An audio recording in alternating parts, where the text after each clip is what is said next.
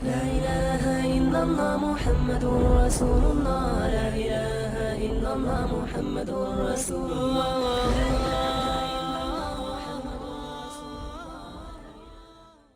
Banyak orang berkata, Allah itu takdirnya tidak adil buat saya. Kadang-kadang kita sering dengar itu ketika orang berteriak di samping ICU mendapati keluarganya sakit bertambah parah ataupun meninggal. Dia berkata, Allah tidak adil. Nah, kalau ada yang berkata, Allah itu tidak adil, pertanyaan kita balik sederhana. Kalau Allah tidak adil, terus siapa yang adil kalau Allah itu sudah kita sebut dengan sebutan yang tidak adil? Jadi tidak ada. Allah itu pasti adil. Allah itu pasti sayang. Kalau Allah ngirimkan berbagai macam peristiwa yang terjadi pada kehidupan kita, walaupun tampaknya itu pahit, tapi pasti ada kebaikan yang terkandung dalam setiap peristiwa. Apa yang kita lihat tidak menggambarkan apa yang akan kita dapatkan di masa mendatang. Sambilkan analogi yang sederhana. Kita, Bapak dan Ibu, kalau ada mendapati seorang ikhwan datang ke dokter. Ketika dia datang ke dokter, kemudian divonis sama dokter. Dokternya mengatakan, ini sudah berapa lama infeksinya, Pak? Sudah 3 bulan. Kok baru dibawa ke tempat kita hari ini? Ya, ini itu alasan disampaikan oleh pasien. Dokter memeriksa lagi. Akhirnya sang dokter dengan berat berkata, Pak, kami sudah mendiagnosa luka tetanus dan infeksi pada kaki Bapak. Tidak ada jalan pengobatan kecuali satu. Jalan pengobatannya adalah Bapak harus diamputasi. Sang pasien ketika mendengar amputasi kan langsung kaget. Ya Allah. Lalu kemudian langsung berkata, yakin dok harus diamputasi? Iya. Perhatikan Pak, Ibu. Amputasi ketika disebut antara pasien sama dokter itu cara pandangnya beda. Dokter ketika mengatakan pasien itu konotasinya baik atau buruk? Dokter ketika mengatakan harus diamputasi baik atau buruk? Baik. Karena kalau Bapak tidak diamputasi, infeksinya menjalar ke atas, nyentuh ke lambung, nyentuh ke ginjal, nyampe ke jantung. Sakitnya bisa beberapa kali lipat daripada sakit ketika tetanusnya baru sampai di kaki. Akhirnya menyebabkan kematian yang fatal. Itu dokter. Dokter ketika mengatakan amputasi itu konotasinya baik. Beda dengan pasien. Pasien ketika mendengar amputasi, pasien itu nyangkanya, ya Rob, dari 2 kaki menjadi 1 kaki. Dari yang asalnya berjalan normal harus pakai tongkat. Dari asalnya bisa berlari-lari kemudian sekarang tidak bisa lari-lari. Makanya kemudian pasien ketika mendengar amputasi karena konotasinya buruk, perhatikan. Pasien itu akan berkata, dok jangan diamputasi. Saya ini penyerang di klub bola kecamatan.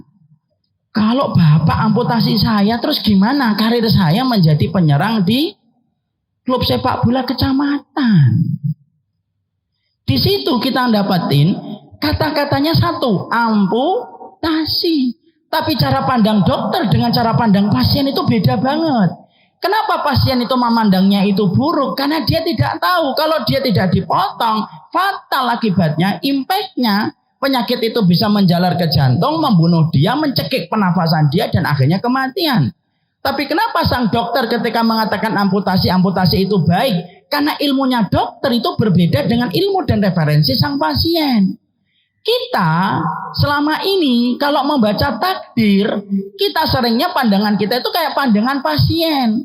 Pandangannya itu adalah pandangan yang terbatas.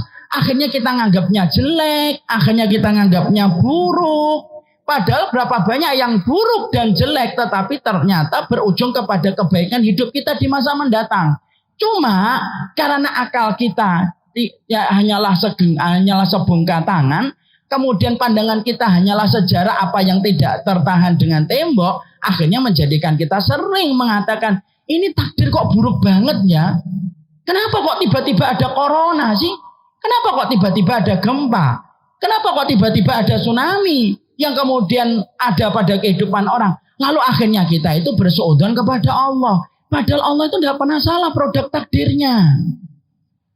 Makanya apa yang kita jumpai itu buruk, bisa jadi itu kebaikan yang kita tidak tahu kapan kebaikan itu Allah akan berikan pada kehidupan kita.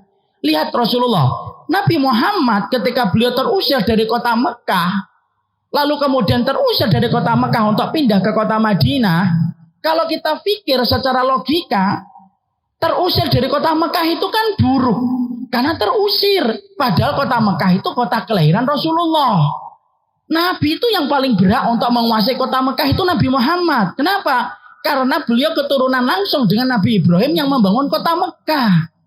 Tapi justru ketika Nabi terusir dari kota Mekah pindah ke kota Madinah, justru di kota Madinah yang identik dengan pandangan mata itu kalah karena terusir dari kota Mekah. Justru kota Madinah itu akhirnya memberikan buah yang manis. Kemenangan Nabi itu bukan ketika di Mekah, tapi kemenangan Nabi diperoleh dari kota Madinah. Jadi di situ kita menjumpai takdir itu tidak ada yang salah.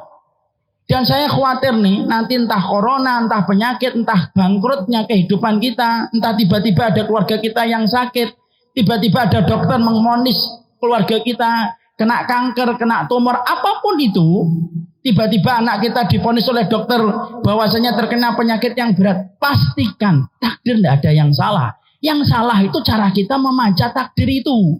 Karena Allah tidak pernah mampu mengeluarkan produk yang gagal ketika memberikan mandorot dan keburukan bagi kehidupan manusia. Pasti ada kebaikannya. Corona ini walaupun tampaknya ngeri, ada nggak kebaikannya? Pasti. Apa kebaikannya Ustadz? Saya nggak ngerti sekarang. Tapi yang pasti mungkin kebaikannya kita akan dapatin entah 20, entah 30 tahun lalu, entah 30 tahun akan datang. Ada kebaikan yang Allah berikan karena setiap takdir itu selalu menimbulkan satu pelajaran dalam kehidupan manusia. La ilaha illallah Muhammadur Rasulullah. La ilaha illallah Muhammadur Rasulullah.